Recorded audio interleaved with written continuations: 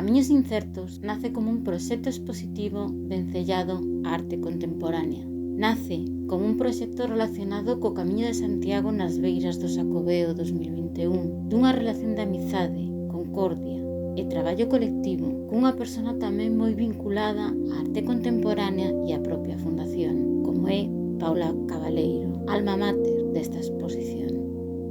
Camiños Incertos é tamén un camiño no que a propia fundación presta o seu espazo para que 11 artistas den a súa propia visión do camiño incerto, desa natureza que precede e que desaparece. Por un lado temos a propia pintura, por outro lado temos a performance, por outro lado temos a visión, por outro lado temos a ilusión e a viveza. Camiños Incertos é, sen dúbida, un percorrido pola vida, un percorrido pola denuncia, un percorrido pola arte, un percorrido pola escritura. Camiños Incertos é, sobre todo, un camiño por camiñar. Camiños Incertos é un proxecto de creación artística contemporánea, de creación feminina, en diálogo coa obra de Camilo José Cela. Podo definir a coordinación deste proxecto con dúas palabras: colaboración e adaptación, dado que tanto as nosas artistas como o equipo da Fundación son claro exemplo destas dúas definicións. Camiños Incertos foi un proxecto pandémico e literalmente un camiño moi incerto no cal as nosas artistas tiveron que producir dende un panorama moi complexo e constantemente cambiante.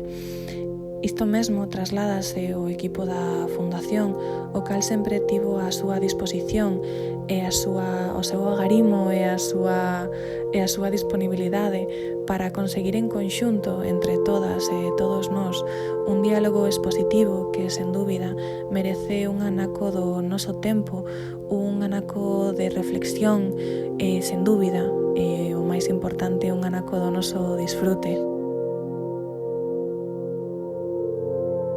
O Censor componse dunha instalación exposta na sala de xuntas da Fundación Camilo José Cela.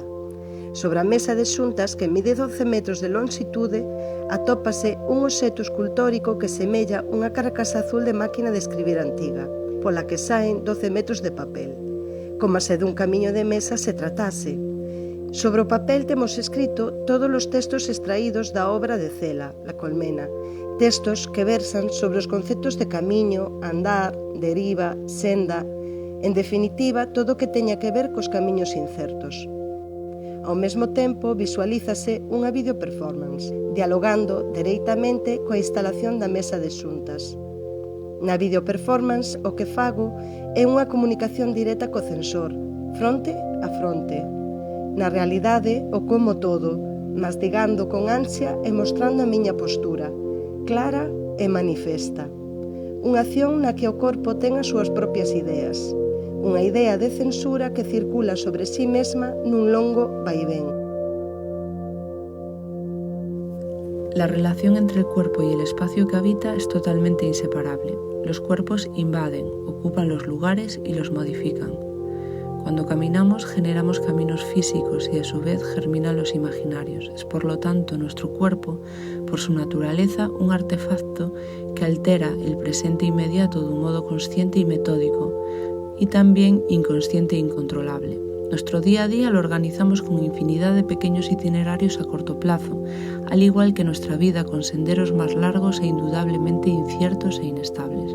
Partiendo de la fragmentación del cuerpo, un cuerpo incompleto pero útil, se generan manos que se adaptan de forma instalativa, inundando uno de los muebles de la Fundación Camilo José Cela. Manos que crean espacios irreales, de estructura que portan caminos inestables y que se sirven de un espejo para generar diferentes planos de la realidad. Por un lado, los caminos que crea el cuerpo físico enfrentado y unido a caminos interiores, manos que aíslan y condicionan el recorrido del espectador y a su vez muestran y desnudan el fondo de su intención.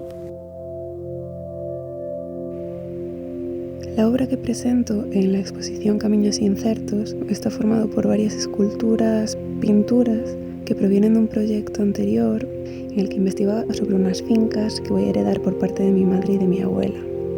He tenido que usar las nuevas tecnologías como pueden ser el Google Maps o el registro del catastro.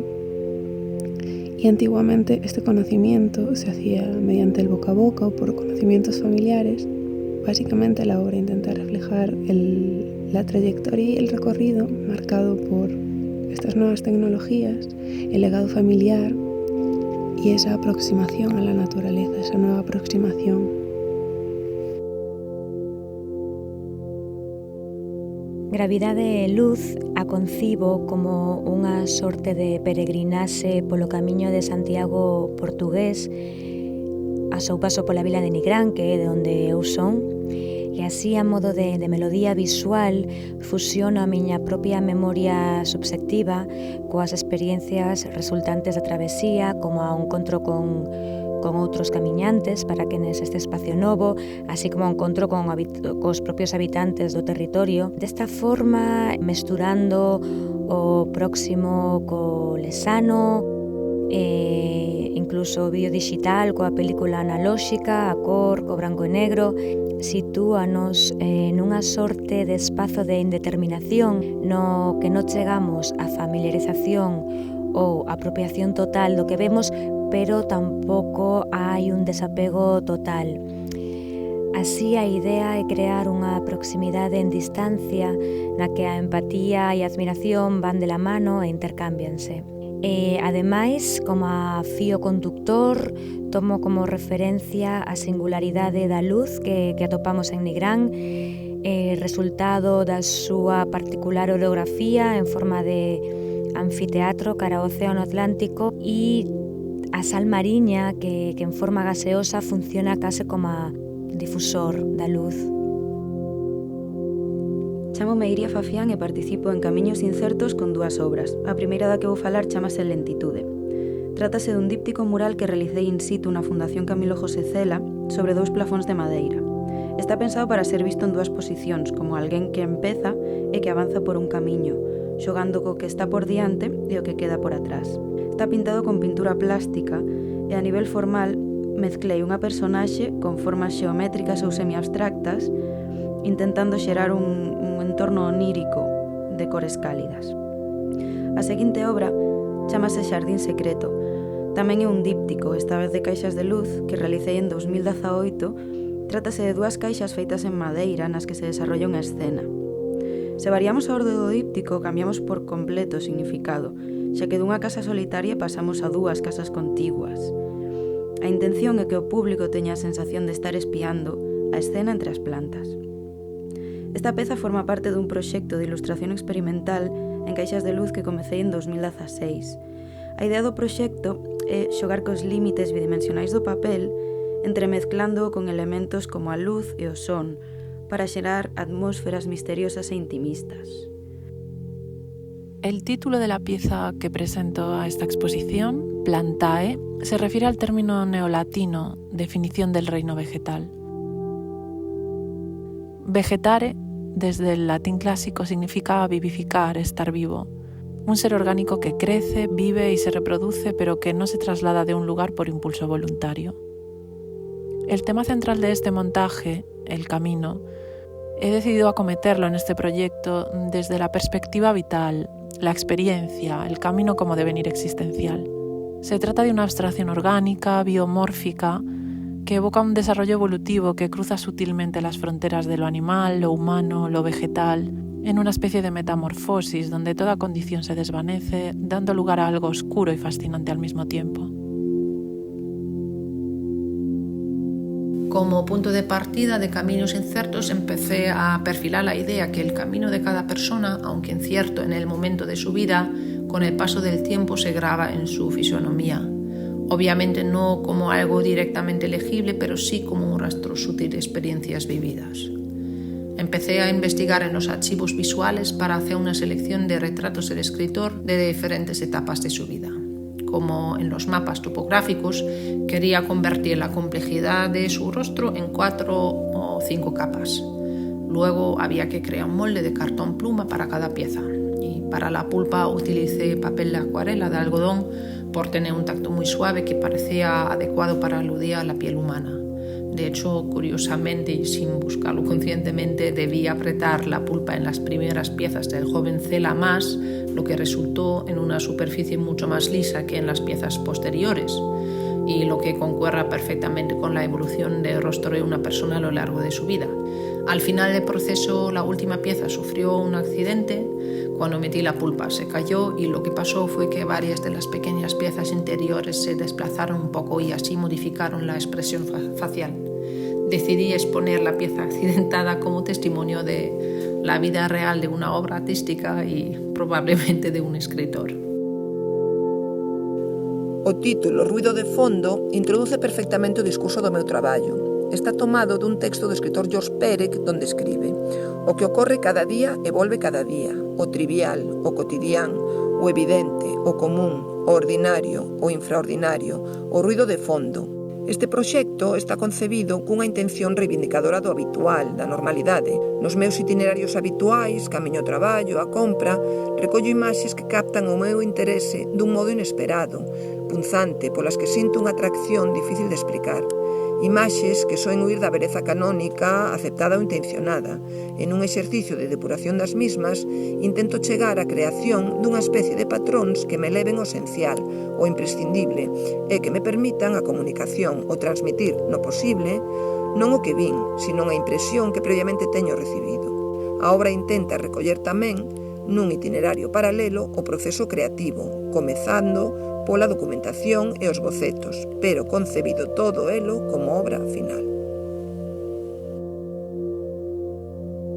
Desconcerto é unha videoinstalación situada nun dos caixóns do arquivo epistolar da Fundación Camilo José Cela. O vídeo desta instalación creouse na Facultade de Belas Artes de Pontevedra en 2008 e desde entón foi proxectado en eventos como por exemplo o Festival Sinsalo ou Intersección. Agora, en 2020, esta peza adquire un novo formato e significado, ao exhibirse nun espazo intimista. Á vez, dá continuidade a unha das miñas instalacións pictóricas titulada Candy, na que unha personaxe feminina subía unhas escaleiras de madeira para acceder a unha cabana nunha árbore. Neste caso, o espectador convírtese na personaxe sinalada e con ou sen a escaleira do moble do arquivo epistolar descobre que hai ao outro lado da mira. Trátase dun vídeo desconcertante, como o propio título da peza indica, que en ao redor de 2 minutos desvela diferentes accións protagonizadas por unha muller no espacio interior dun fogar.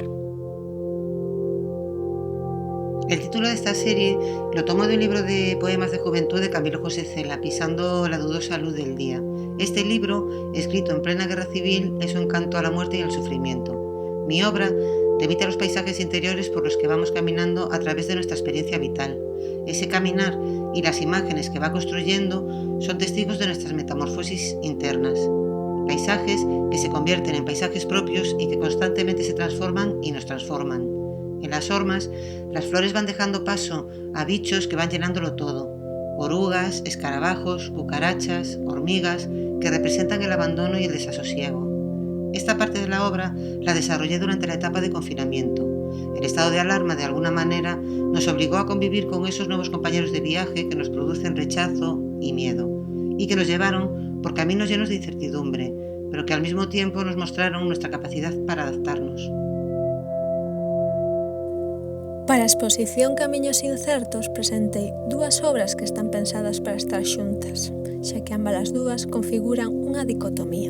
As obras falan sobre a idea do camiño, por un lado, do Camiño de Santiago, e por outro lado, da idea do camiño como esa vía que é construída e destruída durante o seu transcurso. A primeira peza é unha instalación interactiva, aproveitando que a Fundación está nun tramo do Camiño de Santiago, busca recopilar todas as experiencias relacionadas co Camiño de Santiago, xa que non existen dúas iguais. A segunda peza ten como materia prima as cinzas que recollín tralo incendio provocado na illa da Gran Canaria o pasado verán de 2019, que curiosamente queimou unha parte do Camiño de Santiago que aí existe. Estas cinzas están encapsuladas en pequenas resinas que buscan ser beleza dunha situación tan horrible como foron os lumes. E esta beleza busca ser concienciadora para o espectador. Errantes parte de la idea de trabajar un elemento tan simbólico e importante en el camino como es el bordón o el bastón que acompaña al caminante, al mismo tiempo que hace referencia a las largas caminatas que Cela emprendía apoyado sobre alguno de sus bastones.